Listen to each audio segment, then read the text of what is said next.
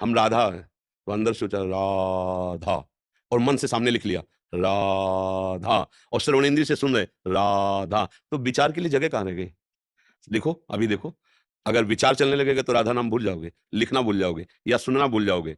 हम अभ्यास कैसे करें कि जब तक मानस पटल पर नाम का आप दर्शन नहीं करेंगे, ये मन बहुत चतुर है, ये सदैव दो कार्य एक साथ करने की चेष्टा करता है। जबकि आनंद की अनुभूति होती है एक जगह ये लग जाए, ये एक जगह लगता नहीं, इसका काम है दो जगह लगना एक साथ, तो हम इसको लगा देते हैं दो जगह। एक जगह तो लिख राधा, तो मन के नेत्रों के सामने आंख खुली हो चाहे बंद हो, लिखा रा, अगर जरा भी हटेगा तो आप लिख नहीं पाओगे। राधा, सुन श्रवणेंद्र से राधा, वाकेंद्र से अंदर बोल, ऊपर बंद, अंदर भी है ना, चार प्रकार की वाणी है, वैखरी, मध्यमा, पश्यंती और परा। तो अंदर की जो वाणी है उसको हम सुन रहे, उसको देख रहे, उसी को लिख रहे। तो मुझे तो लगता है कि मन को फुर्सत नहीं मिलेगी और इसमें लगेगा नहीं, वो जल्दी इसमें नहीं लगेगा। जब मन भागने लगे तब फिर आप पद गायन, नाम कीर्तन, इस पे आओ, फिर उसे घसीट के लाओ। जब आप फिर थोड़ा शांत हो फिर आंतरिक शुरू कर दो। अभ्यास योग युक्तेन चेतसा नान्यगामिना, हमको ऐसा अभ्यास करना है कि ये चंचल मन अचंचल हो जाए, ये भागे ना, नान्यगामिना, अन्य जगह ना जा पावे, नाम में प्रभु के रूप में, प्रभु की लीला में ये चिपक जाए। पर ये एक दिन में नहीं होगा, ये एक दिन में नहीं होने वाला, दीर्घ काल तक अभ्यास किया है। दीर्घ काल निरंतर सत्कार सेवितो दृढ़ भूमि, पातंजलि योग दर्शन। दीर्घ काल तक सत्कार पूर्वक निरंतर जपा जाए तो दृढ़ भूमि, अर्थात फिर नान्यगामिना स्थिति आ जाएगी, मन उसमें लग जाएगा। जैसे आपने मन को 10 मिनट राजी कर लिया, तो आपको लगेगा कि 10 मिनट भी तो लगता नहीं है, लेकिन उस 10 मिनट में कोई आपका मित्र आ जाए, आपसे बात करने लगे, तो आपका ईमान बहुत बुरा मानेगा कि यार 24 घंटे में 10 मिनट तो मैं जपता हूं और उस समय आके हमसे बात कर रहा है, मतलब मन राजी है। देखना, उस 10 मिनट में अगर कोई आपको डिस्टर्ब करना चाहे तो वो मन आपका जलाने लगेगा। अब वही मन जब आप 10 मिनट एकाग्र होने लगोगे तो संसार की तरफ भागेगा। जो संसार के बाहरी व्यवहार से जल जाएगा कि मेरे 10 मिनट में क्यों विघ्न डाला, वही मन उधर भागेगा। अब उस भागने को रोक लो तो मन ही बंधन का कारण और मन ही मोक्ष का कारण। अगर मन प्रभु के चिंतन में लग गया तो बाजी जीत गए। तो अभ्यास में कहीं ना कहीं मन मेरा साथ दे रहा है, इससे परिचय मिला कि मेरा मन साथ, पर पूरा साथ नहीं दे। अगर इतना साथ दे रहा है ना तो पूरा साथ देने लगे, क्योंकि कुछ ना कुछ तो राजी हो गया है ना। अगर कुछ राजी हो गया है तो फिर पूरा राजी कर लेंगे हम, अभ्यास बढ़ाते चले जाए। हिमांशु जी जयपुर से। राधे राधे। गुरुदेव आपके चरणों में कोटि कोटि प्रणाम। गुरुदेव प्रारब्ध के कारण इस शरीर में असाध्य रोग कैंसर जैसा भयानक आ गया है। पहले प्राण छूटने का काफी भय रहता था, बट जब से भगवान का नाम जप करना शुरू किया है प्राण छूटने का भय तो समाप्त हो गया। किंतु गुरुदेव मन में व्याकुलता बनी रहती है कि बिना गुरु के वर्ण किए प्राण छूट गए तो क्या गति होगी। महाराज जी आप कृपा करें कि मन में जल्द से दीक्षा लेने की भावना और पुष्ट हो।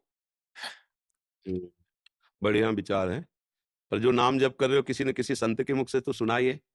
बस आप ऐसा तो नहीं कि गुरु से विमुख हैं, अंदर ही विश्वास करो।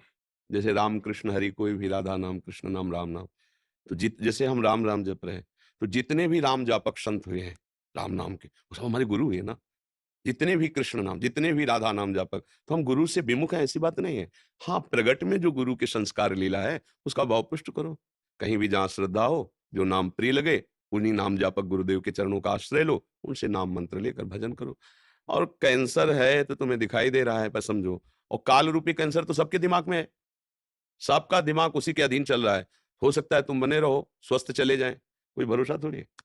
हमें डॉक्टर ने जब पहली बार चेक किया सब, तो उन्होंने देख के कहा कि बाबा तुम्हारी दोनों किडनी खराब है। और ऐसी हालत हमारी थी बच्चा कि 1 रुपया पास नहीं, एक व्यक्ति पानी देने वाला नहीं, अगर हम मांगने जाएं तो रोटी मिले नहीं तो नहीं। एक छोटी सी कुटिया दी गई थी जिसमें छत भी टूटी हुई थी, मतलब बड़ा ही कष्टमय जीवन पीछे का सब। तो एक, हम तो कहीं जा ही नहीं सकते थे, न पैसा था न हमें समझ थी। तो एक स्वामी राम सुखदास जी के परिकर के, वो बड़े व्यवहार कुशल और जानकार थे, एक बड़े डॉक्टर थे। तो उनसे फिर जांच के उन्होंने कहा बाबा गृहस्थी होते तो उसके मतलब परिवार से कहते, लेकिन आपका कोई तो है नहीं, तो डायरेक्ट आपसे कह रहे हैं, आपकी रिपोर्टें बता रहे हैं कि जिस हालत में किडनी पहुंच गई है, बहुत अधिक आप जिएंगे, सुरक्षित रखेंगे तो दवाइयों के द्वारा, वो 5 वर्ष इसके बाद आपका शरीर पूरा हो जाएगा।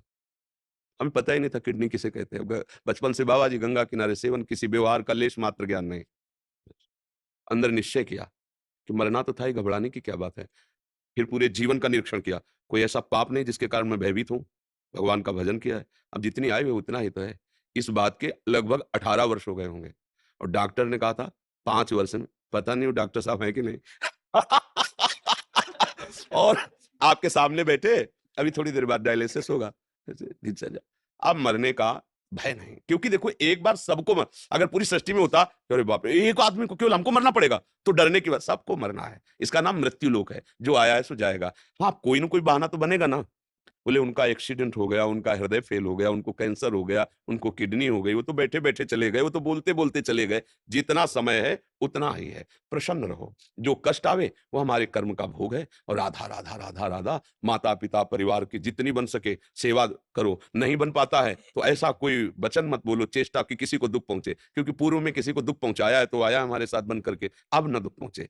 अभी तक जो हुआ, हुआ, अब नहीं, तो आगे बढ़िया पवित्र काम बन जाएगा। जैसे आप भजन कर रहे हो और भगवत प्राप्ति नहीं हुई, शरीर छूटा, तो अगला जन्म बहुत उत्तम, ऐश्वर्यवान, धनवान, कुलवान, और वहां भक्तों का सानिध्य मिलेगा, जिससे पूरा भजन हो जाएगा। जो इस जन्म में नहीं हो पाया, वो स्वस्थ शरीर, बढ़िया सब व्यवस्था, जिससे तुम्हारा मन भोगों की तरफ नहीं जाएगा। जिस मन में नाना प्रकार की भोग आकांक्षा रहती है, वो भगवत प्राप्ति करने का अधिकार नहीं रखता। भजन के बल से वासनाओं का नाश करके भगवत